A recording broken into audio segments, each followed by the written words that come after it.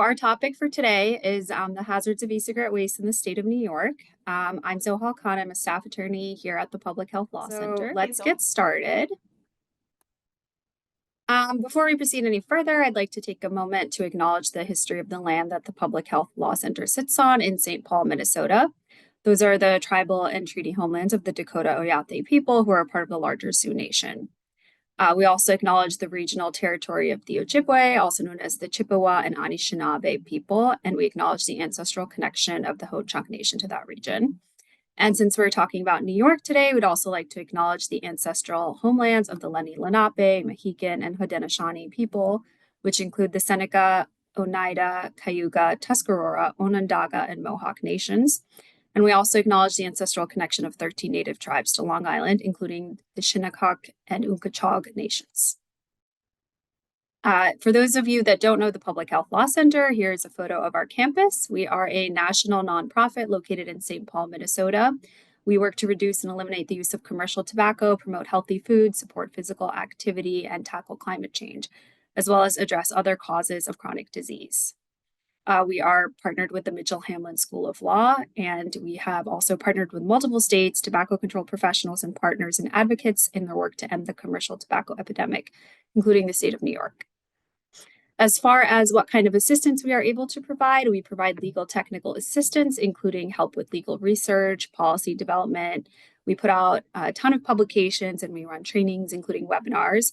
We do not provide direct representation and we do not lobby. It is important to distinguish commercial tobacco as being separate from sacred use in traditional tobacco. Tobacco has been used by many American Indian communities for spiritual and healing purposes for thousands of years. So what we are tackling specifically is commercial tobacco. All of our work at the center is also grounded in equity, in health equity, and we're committed to removing all institutional barriers and applying an equity lens to our work to produce the best results for the communities that we serve. It's important to remember that people are differently situated, so our approaches might be different given a person or community's situation. We also take into consideration the social determinants of health. There are many factors that can impact people's health, and it's important to keep that in mind when considering policy proposals. For instance, imposing monetary penalties on an individual struggling economically will contribute negatively to the social determinants and can lead to adverse health outcomes as well. So moving on to our topic for today, if you're not familiar with tobacco product waste, we define tobacco product waste in our model policies to mean any component, part, or remnant of any commercial tobacco product, and that includes cigarette butts as well as e-cigarettes. That includes things like cigar tips and wrappers, cartridges for e-cigarettes, and any packaging or incidental waste, including lighters, matches, whether or not they contain tobacco. Tobacco product waste is hazardous waste due to the presence of dangerous substances, including nicotine, toxic metals and chemicals, and lithium-ion batteries. Cigarette butts in particular are the most littered item in the world, and the cigarette, what is called a cigarette filter, is actually a non-biodegradable piece of plastic. And e-cigarettes are especially hazardous, and we'll be hearing a little bit more about that from our speakers today. They contain lithium batteries that are prone to explosions and fires when improperly disposed of. They also leach microplastics and toxins, including liquid nicotine, which is an acute hazardous waste. And they also contain metals like nickel and lead, which can contaminate the ground and water. And with that, we'll move on to our speakers for today. So first up, we have Matt Gillette. Matt is an environmental engineer with the New York State Department of Environmental Conservation, where he has been since 1994.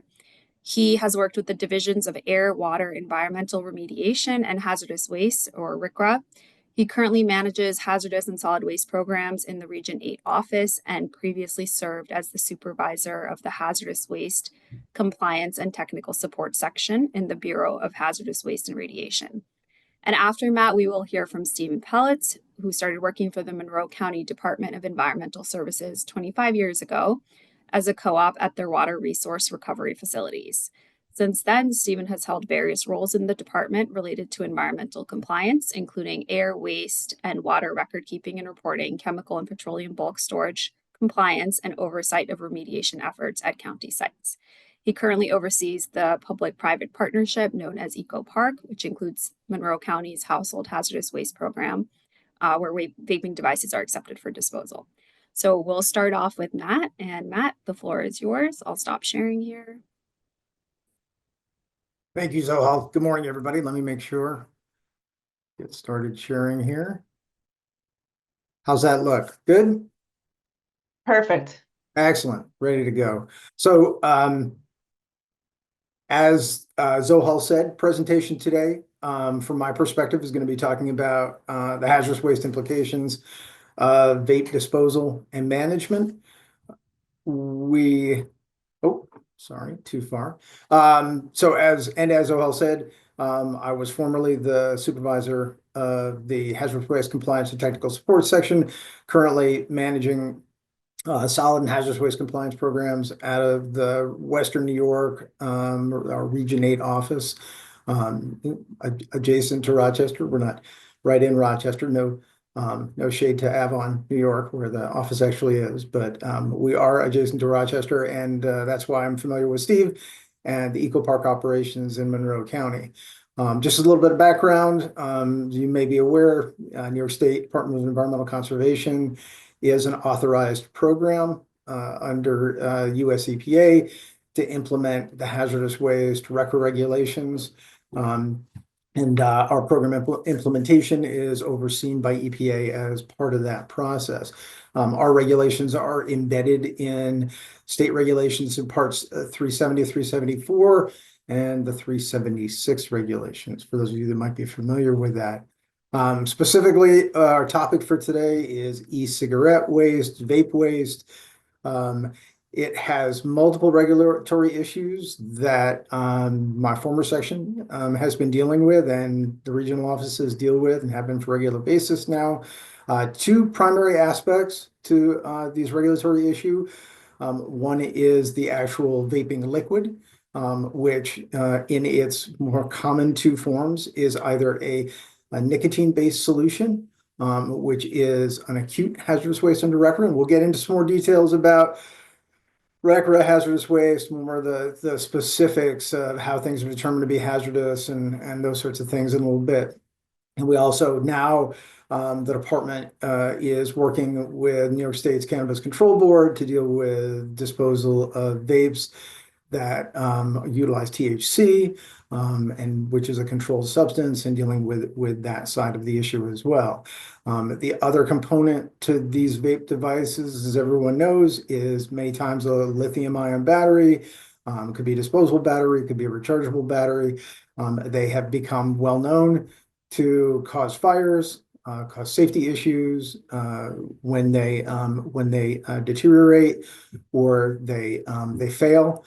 And as we are going to get into the discussion, the disposal of these batteries under several provisions should be managed as a universal waste, hazardous waste. And again, we'll get into that distinction as we move along. So the basics of hazardous waste, the very basic underpinning of the hazardous waste program is that if you generate a solid waste, you have to make a hazardous waste determination.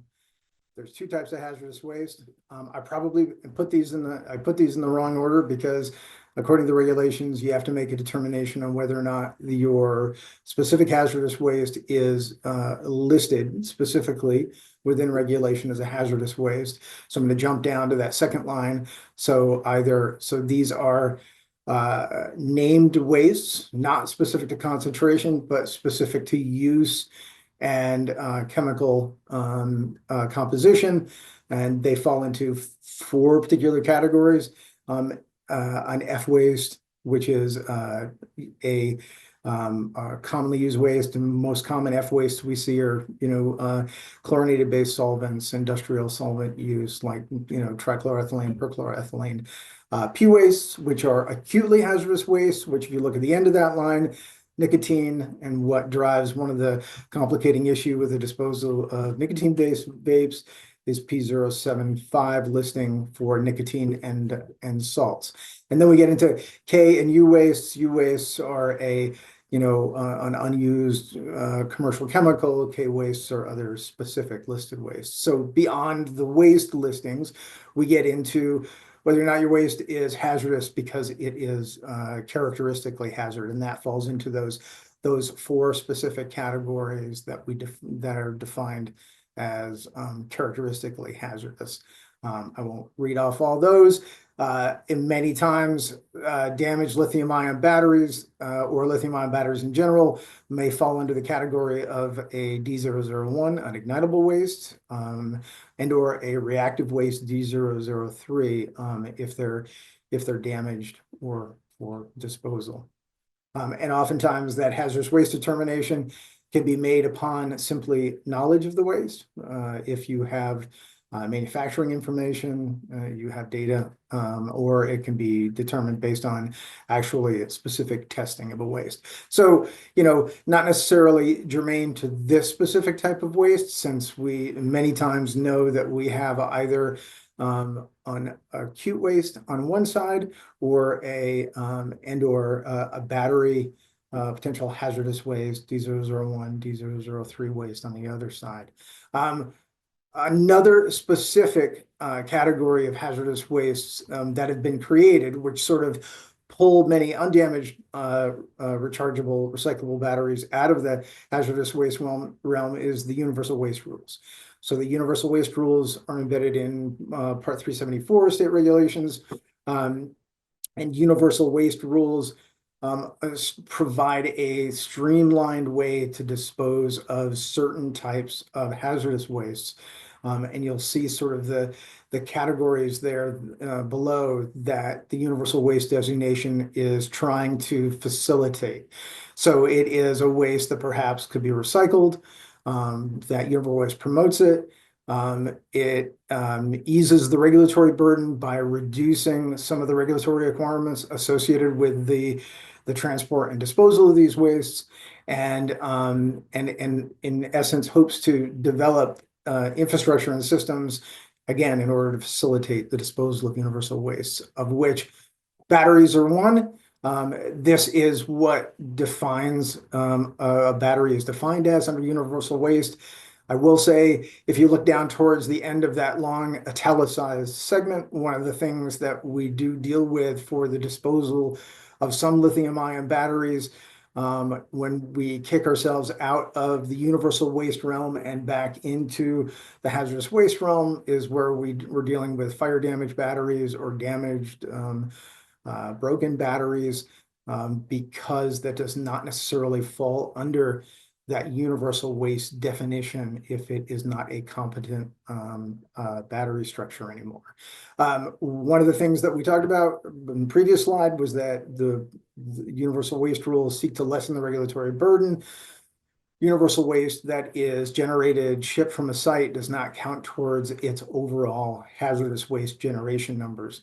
And we're going to talk about that on this slide. So when we look at the regulatory schemes that provide for specific requirements that a generator of hazardous waste needs to comply with, it has fallen into three specific categories.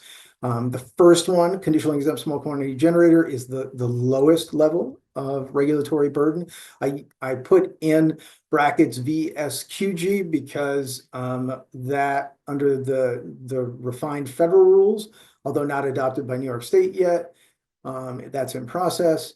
The CESQG category has been renamed from conditionally exempt small quantity generator to a very small quantity generator by EPA. So in some other states, the term VSQG might be in more common use now than CESQG, which has historically been that category. So specific to vape disposal, if we have a non-acute hazardous waste, that first category applies under conditionally exempt small quantity.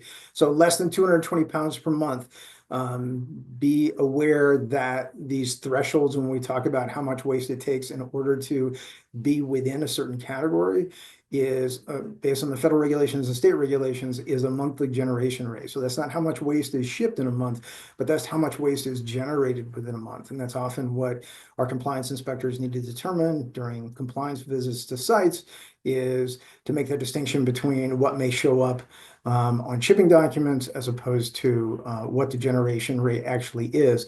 I say that just to sort of make that distinction for those folks that generate waste, that it is that monthly generation value and not that shipping value. The second part of that, less than 1 kilogram, 2.2 pounds a month of storage and generation, applies specifically in the examples that we're talking about with nicotine vapes to the generation of acute waste. So if you generate greater than 2.2 pounds a month, or if you store greater than 2 pounds a month at any time, you fall out of that conditionally exempt small quantity generator category. So I want to sort of jump ahead to the large quantity generator requirements, because in the acute waste example, you would, if you exceed that 2.2 pound threshold, you go right from conditionally exempt small quantity generator to the large quantity generator requirements. That small quantity generator category that exists in between conditionally exempt and large applies to non-acute waste. So that next level of threshold of generation we talk about, and those next regulatory requirements that are added on at the small quantity generator level only apply to exceeding that 220 pounds a month threshold for non-acute waste. Again, if your acute waste generation exceeds that 2.2 pounds a month, you go right from conditionally exempt right to the large quantity generator requirements. All of those small quantity generator requirements apply to you, as well as the large quantity generator requirements.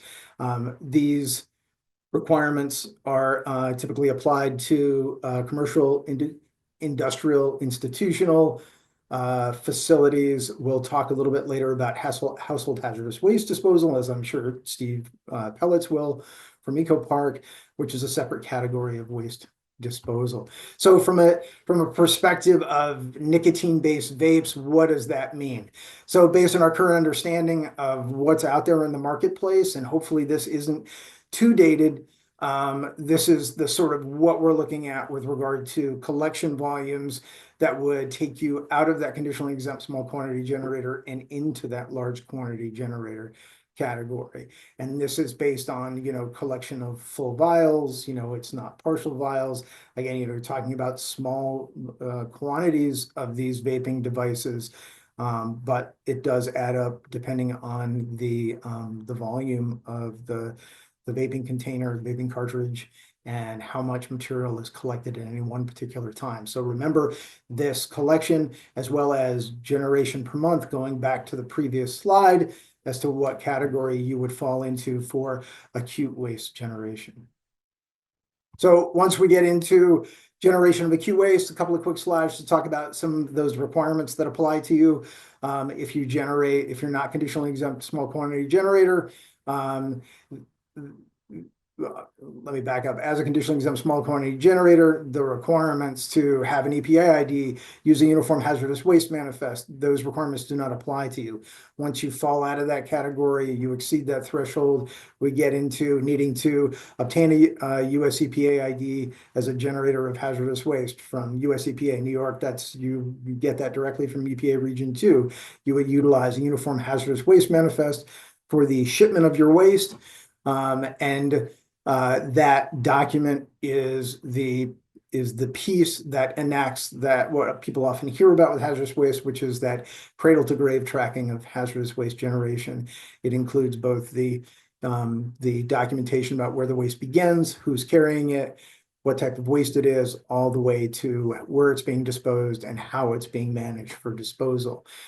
In our current time frame, EPA is moving forward with e-manifest requirements. So I think the larger dream is that the paper manifest, the carbon copy papers that have historically been used for the shipment of hazardous waste will eventually go away.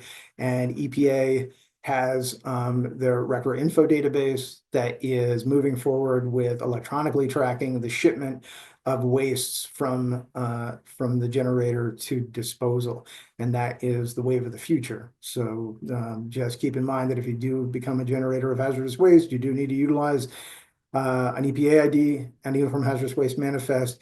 As we currently and moving forward, REPRA info is the requirement in order to be able to ship wastes for small quantity generators, large quantity generators. Again, conditionally exempt, you're not required to use this document or have an EPA ID. And just a little bit about transporters.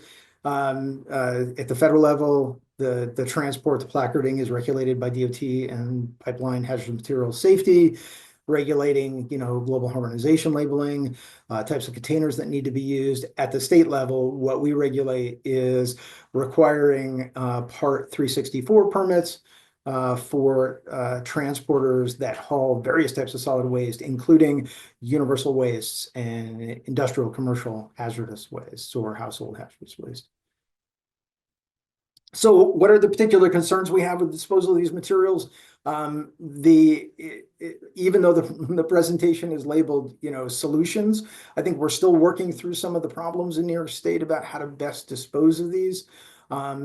The nicotine vapes, as we've seen based on the previous discussion, they have issues in driving larger regulatory requirements if you collect and dispose of a threshold amount of those materials that get you out of that conditionally exempt small quantity generator category, which limits your options for disposal. THC is a controlled substance. As I mentioned earlier, we're working with the Cannabis Control Board on some of those issues, but I don't think we fully understand yet what the implications of the disposal of the THC portion of some of those vapes are. Lithium battery recyclers, which there are a few, recycle the lithium battery side of the vapes, but aren't authorized to deal with the nicotine-based side of it. So you have two pieces of that vape together that complicate disposal if they're attached to each other and they're not separate. And it is difficult in many cases to separate those two particular items. It's possible in some cases. I would hazard to encourage it just because of safety issues related to it. But I think the maturity of a collection program and process needs to address a process for consistently separating the vape cartridge from the lithium-ion battery for disposal. And again, some of those issues we have with regard to separation of the vapes and being able to keep those two types of waste distinct from each other when considering them for disposal. It's not considered electronic waste under the Electronic Equipment Recycling and Reuse Act as e-waste. So you have e-waste recyclers that typically do not take vapes in. Household hazardous waste, CESQG facilities. I'm going to let Steve Peletz talk about that because that's what his facility does for a person generating vape waste from a household. You have household hazardous waste facilities, which have the ability to take these in, are newly authorized to take in vape waste as part of their grant process. And facilities like ecopark that have authorization to exempt CESQG waste have the ability to accept waste from CESQG generators for disposal. Otherwise, if you're generating above that CESQG threshold, the primary option is dealing with a hazardous waste disposal facility, what we consider a TSDF, which is going to be a facility authorized in New York or another state to accept a hazardous waste for disposal. Household hazardous waste, as I mentioned, Steve's going to get into before I go over time too much here. And again, we say one of the problems we have with institutions is that schools, law enforcement, organizations like that do not fall under that household hazardous waste category. So a facility that accepts CESQG waste, knowing those thresholds, is kind of where those facilities fall right now for a better opportunity than contracting directly with a hazardous waste disposal facility. An additional piece of complication in New York State, we have the New York State rechargeable battery law, which limits our options for disposal of rechargeable batteries. That group, which is a separate group from the section I managed in Albany, is, I think, still working through the process of establishing programs or methodologies to be able to manage and how we set up a system to be able to address the batteries from vape waste in order to address the requirements of this regulation for sort of driving producer responsibility and recycling of rechargeable batteries. And I will leave it there. My contact information, email is at the top. The group that I used to work for that focuses on technical support. Sam Van Duzen of my former staff is here today. She'll be helping out during the question and answer session. If there's a question that I can't answer, or just to help address some of the issues as they come up. And again, at the bottom, our Bureau of Waste Reduction and Recycling are the folks that manage the rechargeable battery law. And with that, I will stop sharing and pass it back to you, Zohal. Wonderful. Thank you, Matt, for that lovely presentation. And then we'll go ahead and move right on to Stephen Peletz with the Monroe County Department of Environmental Services. So, all right, let's see if we can get this going here.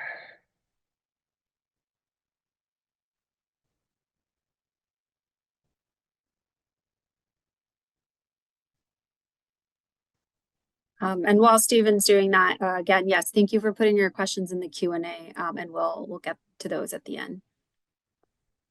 You guys see my presentation and hear me okay? We see your notes screen, Stephen. If you can click the display settings at the top of the PowerPoint and swap the view, that would be awesome.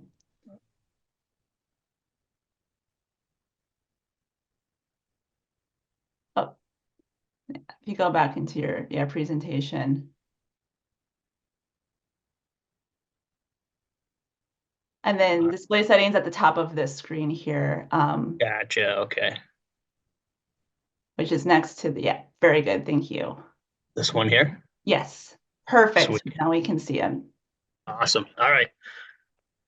Thanks for having me today. I appreciate the invite and the introduction from Matt on hazardous waste disposal. It's pretty technical as his presentation describes. I'll talk about our program and our facility that allowed us to accept these devices from residents as well as CESQGs within Monroe County and surrounding counties. A couple of things that I'll touch on today is, this presentation we put together last year. We've given it a couple versions of it to community groups, school board associations, solid waste administrators. So it's just a little review of how we got to where we're at today. So we'll talk about a couple things, our take back program, some of the challenges we encountered, the key thing of having partnerships and groups that can make this happen, internal operations that we work through and allow us to do what we're doing, the disposal process, some public outreach and education that we initially started and continue to do, some details of how much we've collected and where we're at today, and then just some tidbits on other folks looking to do something similar in New York State or in the country of helpful hints to hopefully get you guys going on a program as well. I think the biggest thing, lastly, their extended producer responsibility. I think that, like a lot of other things, whether it's batteries, electronic waste, pharmaceuticals here in New York State, got to have the help from the producers of these. They got to take some responsibility and accountability for handling the end use or disposal of these items. So I think most everybody knows what a vape product is. Matt touched on it too. You've got your pens and your e-cigarettes. I think there's 4 different kinds, your pods and your mods. There's pictures of what we've collected at the ecopark. As you can see, all shapes and sizes. Various liquids, whether it's THC, nicotine, flavored liquids. Matt touched on US EPA. It's an acute hazardous waste. Has to be properly disposed of. We do run into the cannabis THC ones as well. Medicinal and recreational cannabis use is approved and allowed in New York State. One of the big things that I touch on when I talk about this is, you look at the amount of these devices purchased monthly in the United States. And when you see the recovery of what we here in Monroe County are recovering, there's a lot of these devices out there, hundreds of millions annually, that are probably being improperly disposed of.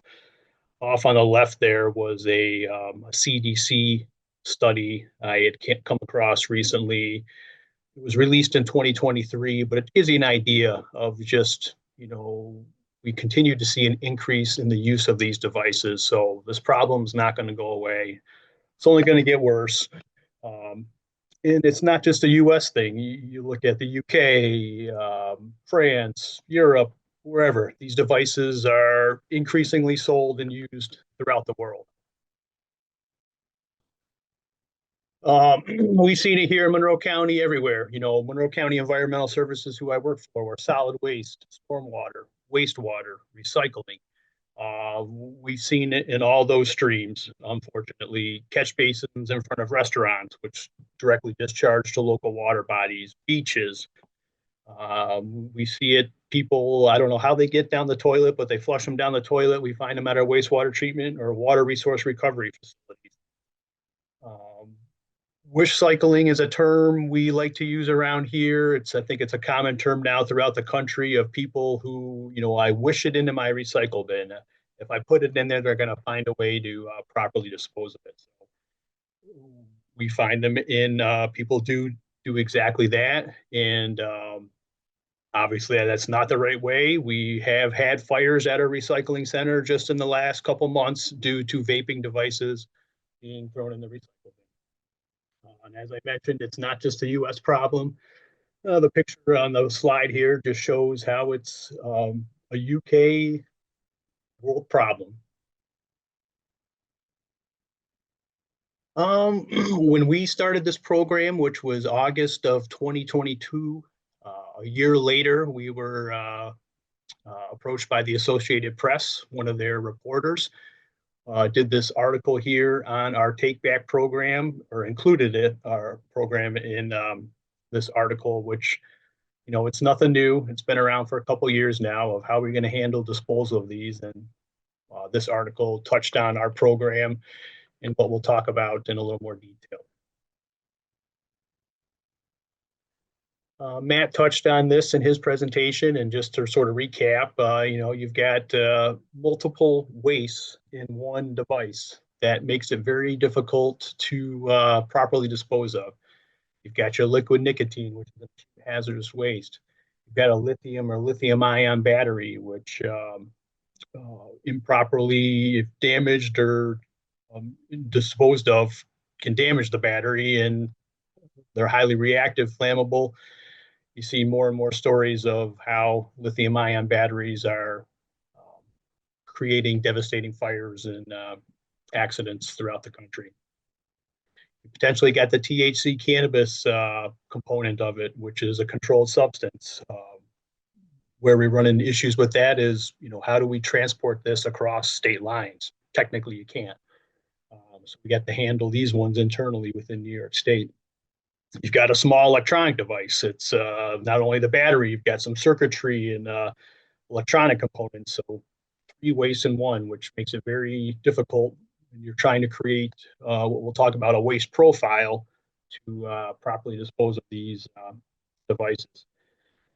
And then pharmaceutical waste here in New York State, because cannabis THC is a legal substance, we do have an outlet for our THC capsules that we do come across in some of our devices where we can properly dispose of that with our pharmaceutical waste. And one of the other issues is we've talked about and touched on is lithium-ion batteries are a rechargeable battery. Can't be thrown in the trash, need to be properly recycled. And so that creates an issue as well. So how did this program all come about here in Monroe County? Really, it started with Our local health department, Department of Public Health, had conversations with the MCSAB, which is the Monroe County School Board Association, as well as the local chapter of the American Lung Association, um, which the local chapter is the Smoking and Health Action Coalition of Livingston and Monroe County. So those folks reached out to us because this was a issue within local school districts, vaping, teens vaping, and school districts confiscating these devices from students, and unfortunately, not having an outlet for them. On top of it being, I'll say, an issue with teen vaping on that side of it, and now you've got a disposal issue. Some school districts were, as Matt talked about, trying to disassemble these devices. We did have one school district I spoke with who was doing that and did have a fire as a result of puncturing the battery, trying to disassemble. They are harder and harder to disassemble nowadays. A lot of them are going to more of a single use, so it's just a sealed device, never really meant to be open, just use it and toss it. So we initially collaborated with them to figure out the problem.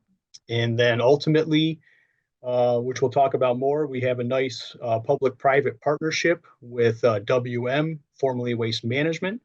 And with that, we have what's called our ecopark. Our hazardous waste disposal company that we work with is Clean Harbors Environmental Services. They're a national hazardous waste disposal company. They've been a partner of Monroe County since almost 1993, if not earlier. But 1993 is when we started our permanent household hazardous waste facility, and they have been our hazardous waste contractor from the get-go. So ultimately, we worked with them to create, as I mentioned, a waste profile to properly package, transport, and dispose of waste devices. So we're we're real fortunate here in Monroe County. We have always had a household hazardous waste program, as I mentioned, since 1993. That site where the facility was operated out of was sold. The property was sold, so we needed to build a new facility. We wanted to, at the same time, expand our recycling operations to our residents in Monroe County, as well as small businesses. So Monroe County and WM have been partners from our recycling center. WM runs our recycling center. WM operates one of our solid waste landfills. So we've had a long-term partnership with them. And so we reached out to WM. It's like, hey, we want to do this. They're a great community partner. They were looking to do public outreach and expand their opportunities for diverting waste from the solid waste stream. And they had this facility, as you see in the picture there. It was an old solid waste transfer station. It was a private company WM had purchased. It was idle. It wasn't used for probably almost 10 years. And in 2011, September of 2011, we created a public-private partnership to create the ecopark. Not only do we work with WM, Clean Harbors, as I mentioned, is a partner, and we have various other partners to provide what we call a one-stop shop for hard-to-recycle items. So this one facility, household hazardous waste, including our vapes, tires, Freon devices, mixed recycling, electronic waste, propane cylinders, really rechargeable batteries. It's one-stop shop. You drive to the facility, you can drop off all these items in one place. So as we were talking about, the vape collection program started in 2022. It was one of the first times Clean Harbors had been approached by a municipality to handle disposal of vape devices. West Coast, Colorado a little bit, California, there had been some movement prior to us reaching out to them. So they were sort of on their radar of, this is going to be a waste that people are going to be asking for them to help dispose of. And really, they have a technical services group, which creates a waste profile. So our local branch in Syracuse worked with their technical services group to come up with this vape device waste profile, which would handle the proper packaging, disposal, and transportation of this waste from our facility. Clean Harbors, really, they operate hazardous waste incinerators throughout the country. This material goes to one of their incinerators in Arkansas. But really what happens is either residents can drop them off or businesses can drop them off. And then ideally we leave it to the experts. Our staff, county staff, has minimal hands-on with these devices. Part of what we have is a professional term services contract with Clean Harbors. So annually we renew this contract. It's for hazardous waste disposal. Currently that contract has a value of about $450,000, which covers hazardous waste disposal of conditionally exempt small quantity generators and residents in Monroe County. We do charge for business waste. The reason being is the program, that $450,000 is funded through taxpayer money, which is collected through sewer use fees. Our history on that is originally we were trying to keep this waste out of our wastewater treatment facilities, so it did not pass through to our local receiving waters. And so we collect our fees through our sewer use rates. As you can see, the 55-gallon drums, the black drums on the top right there, ultimately they get consolidated into those containers for shipment to their facility. A little more detail on our ecopark operation. We're open every Wednesday, every Saturday. Come on into the facility. We do require appointments for our household hazardous waste, but vapes and anything else, it's just we're open. We're here to accept your material. So as I mentioned, residents anytime. We do have a business waste day as well, business waste or our CESQG day, which is our conditionally exempt small quantity generator program. Matt described, detailed what it takes to qualify as a CESQG. And really, as I spoke earlier, this all came from the need for school districts to properly have an outlet to properly dispose of these devices they were confiscating from students. And with that, we do charge. You can see we're thinking right now it's probably going to be, we're working on our 2025 rates, but it's not cheap, $175 for a 1 gallon pail. And you can see on the bottom left there, that's really the way we encourage businesses, mostly school districts, the amount that they should generate in order to make sure that they don't generate too many devices and go over the threshold of a CESQG or that 2.2 pounds of acute hazardous waste, which goes back to the nicotine component. So it's an expensive program.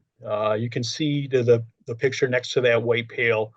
What happens is each device is packaged into a plastic Ziploc bag, which is then layered in a 5-gallon metal pail, which is packed with cell block. 2 5-gallon pails go into a 55-gallon drum. So not a lot of devices get into one drum. One drum is about $1,000 to get rid of for us. Some of the things that we've been doing since this program started is, outreach and education is a real big component of our programs. We want to make sure folks recycle right, dispose of things correctly, you name it, whether it's mixed recycling, household hazardous waste, ecopark, vaping devices, sharps and syringes. We've created information cards to better assist residents and businesses to recycle right. That's another thing. Besides the wish cycling, we also have recycle right. And our other thing is when in doubt, throw it out. When it comes to recycling and proper disposal, contamination just reduces the value, especially of recyclable material. Mixed recycling, OCC, it's a commodity. we generate money off it.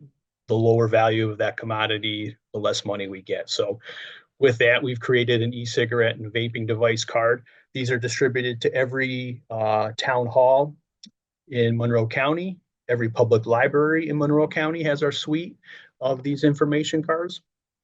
And with the e-waste, not e-waste, but the e-cigarette vaping card was just another one we put together to our suite of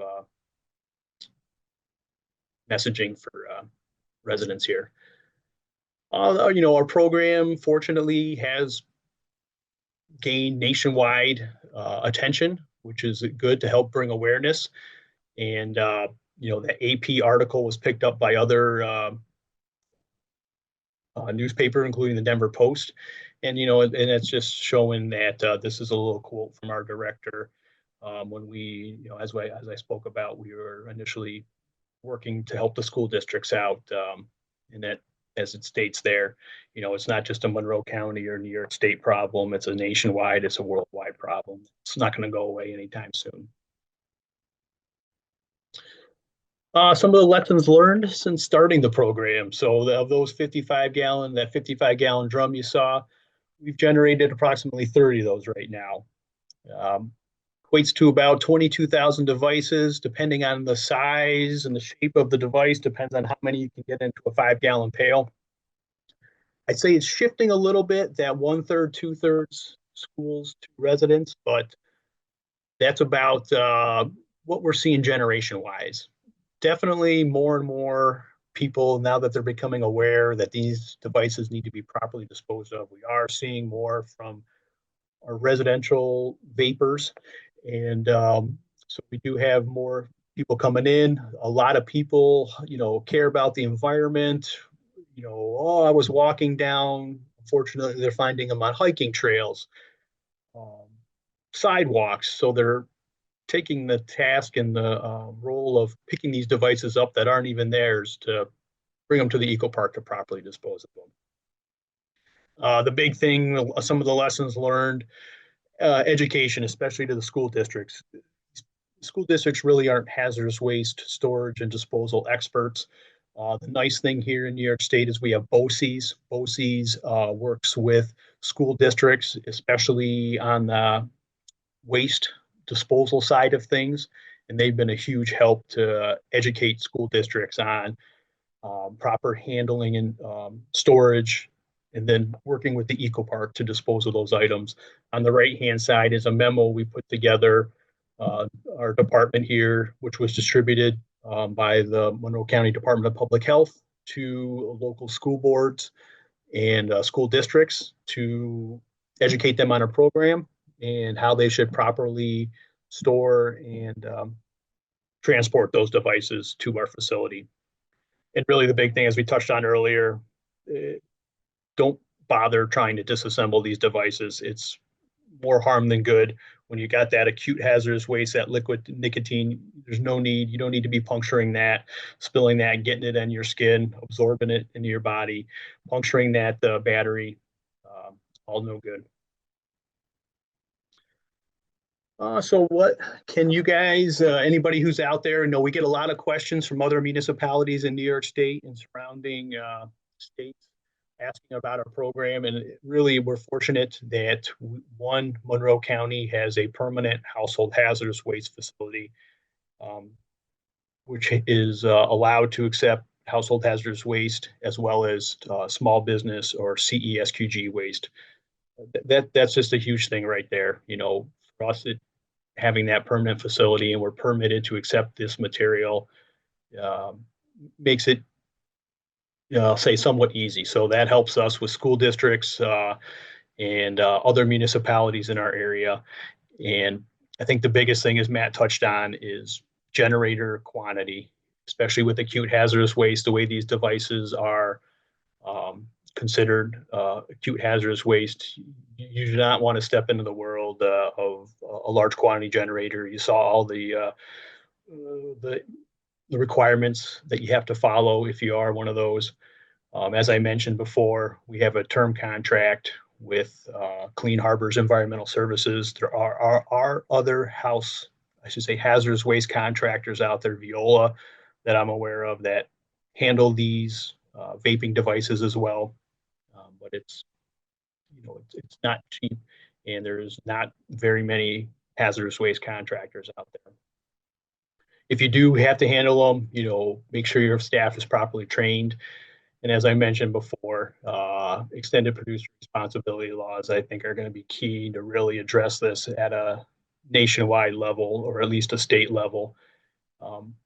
There's just so many of these devices out there. It's, when you look at the numbers and you see hundreds of millions generated a year, it's pretty significant. And you look at the couple thousand that we've collected here in Monroe County and some of the other municipalities throughout the state.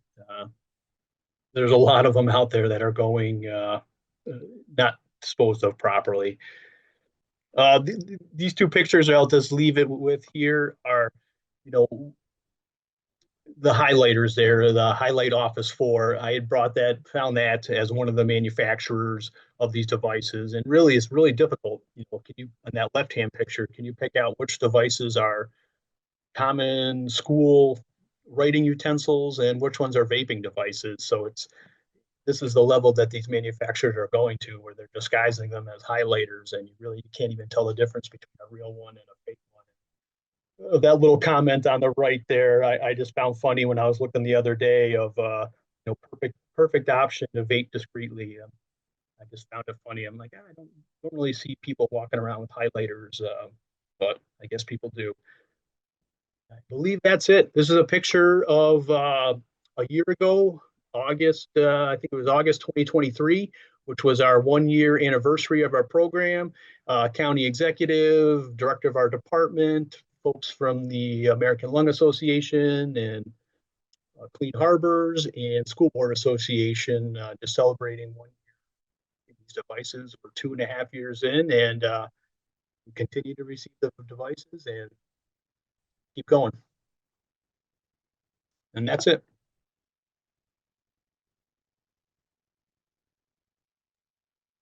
Wonderful. Thank you so much, Stephen, for that very informative presentation. And I know we have a very active Q&A. Before we move on to questions, I just wanted to drop a few resources in the chat, which might answer some questions that people have. Accompanying this presentation, we did put out a guide to hazardous waste laws in New York and e-cigarettes a couple months ago, so that might be a resource that people want to take a look at. It also cites to a guide put out by the Department of Environmental Conservation, which goes into more detail and discusses the topics and the generator categories and everything that Matt mentioned. I also wanted to share this resource from last year on policy options for tackling tobacco product waste, because I see that is also several questions related to that in the chat. And then finally, we have our model policy for tobacco product waste for the state of New York. So I will just drop these 3 here, and we will include these in the webinar resources as well.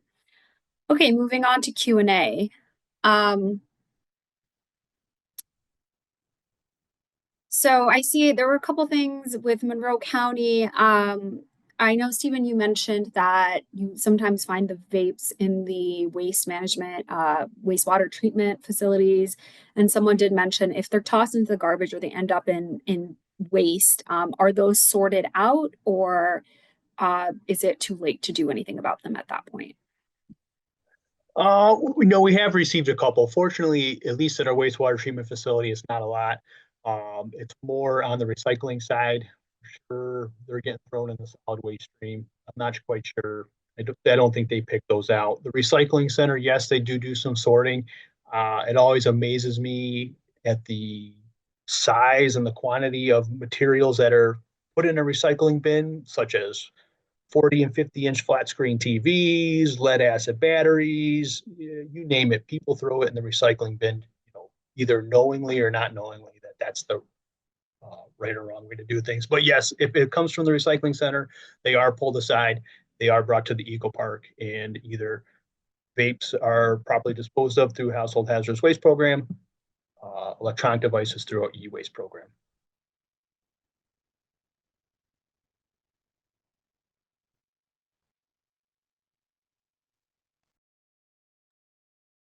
Zohal, I think Zohal, you're you're muted. Thank you for letting me know.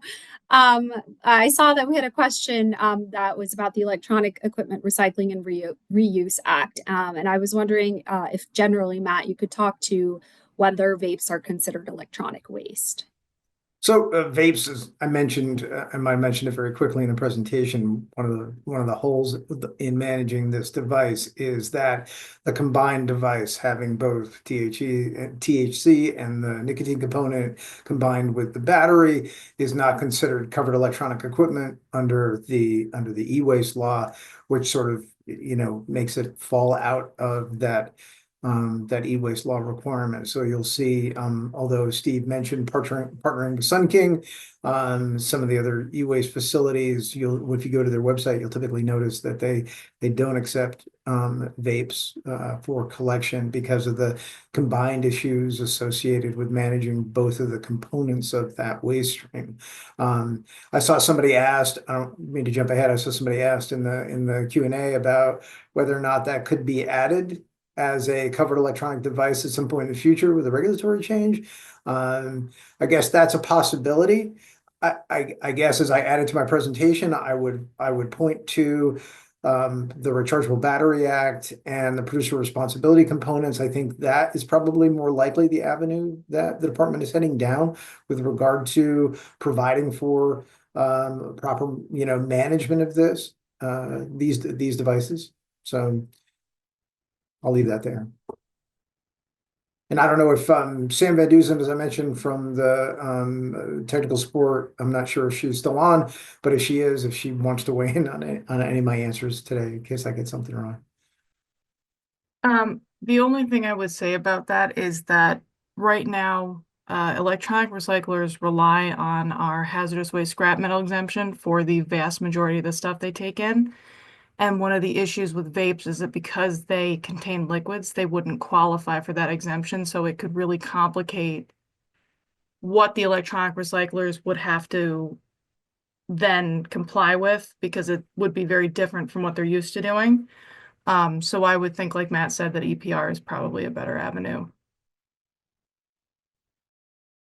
Great, thank you so much. And then I know we're running out of time. We'll probably just do one or two more questions. I'm going to combine some of these. So there was a question about accidents at facilities like this, and another question about who removes the batteries from the vapes. So Stephen, I was wondering if you could just touch on that.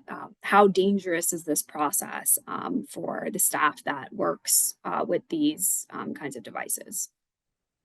Sure. I think, working with Clean Harbors, our hazardous waste contractor, we do minimal deconstruction of these devices specifically for that reason. So that's why it makes it an expensive disposal option, just because you've got a device that we're individually wrapping in a plastic bag and packing, as I showed you in those 5-gallon drums and 55-gallon drums, and that's covering so that device, intact as we received it, gets sent to a hazardous waste disposal facility. So we do not do any disassembling. Only time we'll disassemble something if it has a reusable cartridge that can get taken off. If the cartridge can come off, a THC or a nicotine cartridge, we'll separate that out and just have the device. But otherwise, we are not doing any disassembling, just because of the concerns that you're bringing up and your folks on the webinar here are asking. So it's just package it up, ship it. And the way you saw it shipped is to cover DOT and hazardous waste transportation compliance, so it can get to the facility where it's shredded, incinerated, and the metal, typically the lithium and precious metals, is recovered after the incineration process. Great, thank you so much. And I know we're basically out of time here. I'm going to be respectful of everyone's time, including our presenters. So thank you everyone so much for your questions, and to our presenters, of course. We have a ton of resources on this topic. We shared some of that, and we'll continue to have conversations around it. And I think a great takeaway here is that, as Stephen mentioned, there were a lot of local organizations involved in making the the wonderful program at ecopark happen. So sort of a task for you all. And I would also encourage people to reach out to their local waste facilities and see what kind of collaboration you can create, what kind of relationships you can create, and also your regional, I believe, DEC offices. And if you need more information and more guidance on some of these issues. So thank you for joining us today, and have a lovely afternoon.